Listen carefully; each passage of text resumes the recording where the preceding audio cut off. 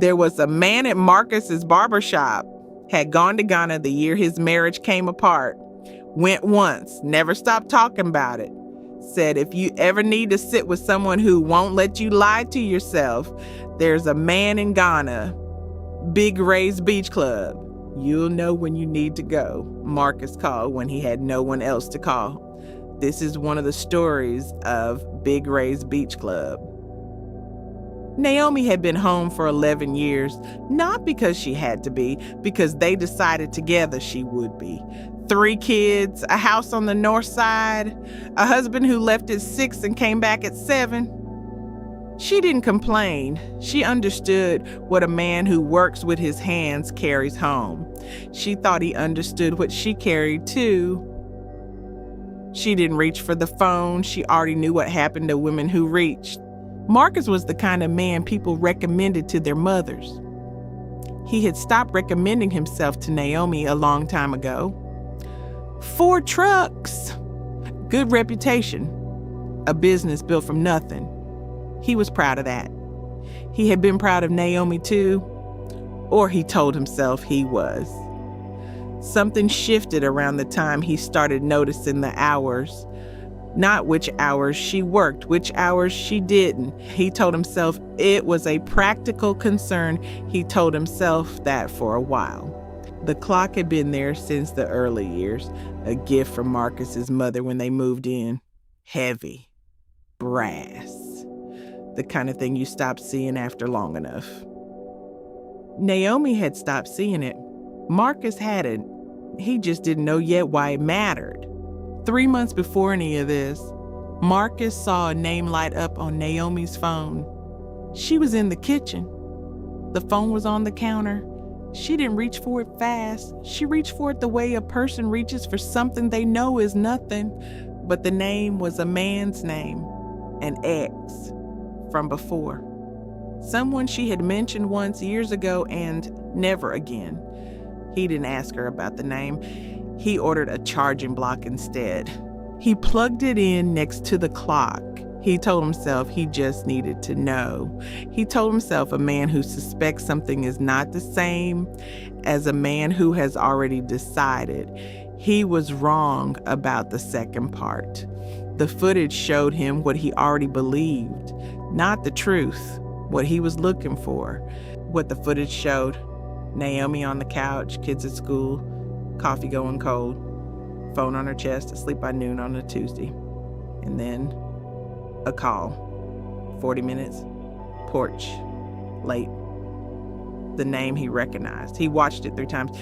He did not call her into the room. He waited until she came to him. She packed without crying. Marcus mentioned that twice. He played the footage for her on a Sunday morning. The kids were at his mother's. He set his phone on the table like evidence. She watched it.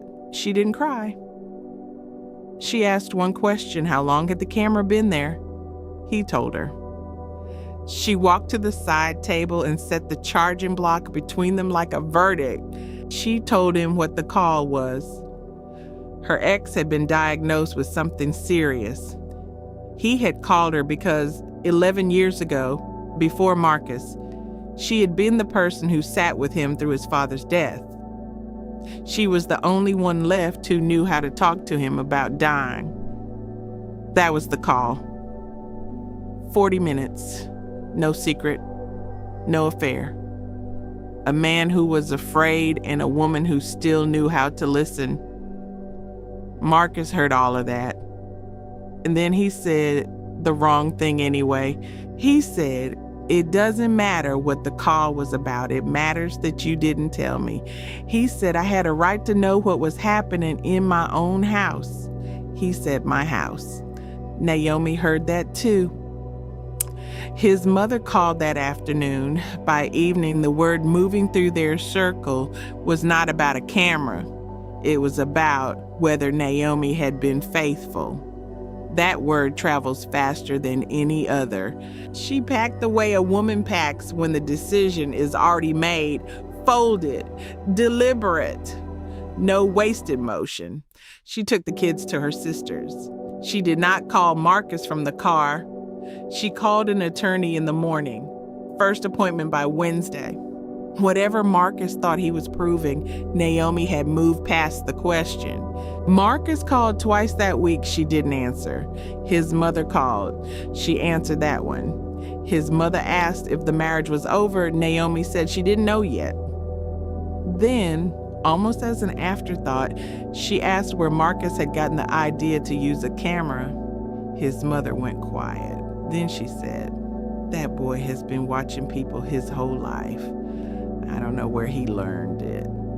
The way she said it, Naomi wrote down what she heard. Marcus went to his mother's house the week after Naomi filed. He didn't go to argue. He went because of what Naomi had written down. His mother answered the door and knew from his face why he was there. She didn't pretend.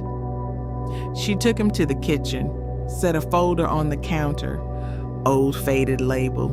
She said, "There are things a mother carries that she prays her children never have to understand." Inside the folder was a photograph. His mother, young, standing in their old living room on the south side. Behind her on the shelf, a clock, brass. The same one his mother had given Naomi when they moved in. Marcus looked at it for a long time. Then he looked at the clock in his mother's current living room. Different model, same position. He asked her, she told him. His father, a man Marcus had buried with every kind of honor, had filmed her for 3 years. She had never told a soul. She gave Naomi the clock. She said, "I thought giving it away would mean it was finished." Marcus drove home. Stood in the living room. The clock was still on the side table. Naomi had not taken it. He had believed his suspicion was a form of love. Now he understood it was a form of inheritance. Something his father had done. Passed through a house, through a gift, through a woman who never named what she was carrying.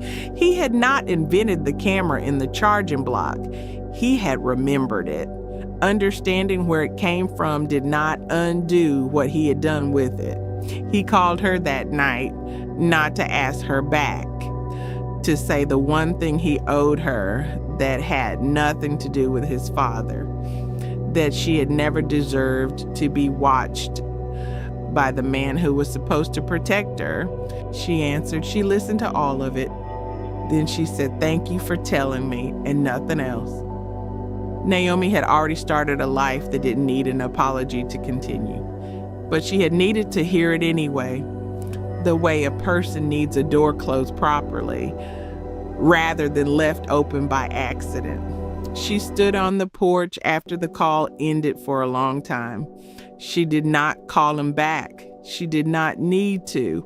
Marcus came 3 weeks after that phone call. He sat down without much ceremony, set his glass on the railing. I let the water speak first. Then I said one thing. What your father built in secret, he passed down in silence. You were never meant to carry it. You were meant to be the one who set it down. But setting it down does not erase what it cost the person standing closest to you while you carried it. That is not a small thing. That is the whole thing. What a man inherits without knowing, he passes on without meaning to. Every time, without exception, Big Ray's Beach Club, did Marcus deserve a second chance? Tell us in the comments.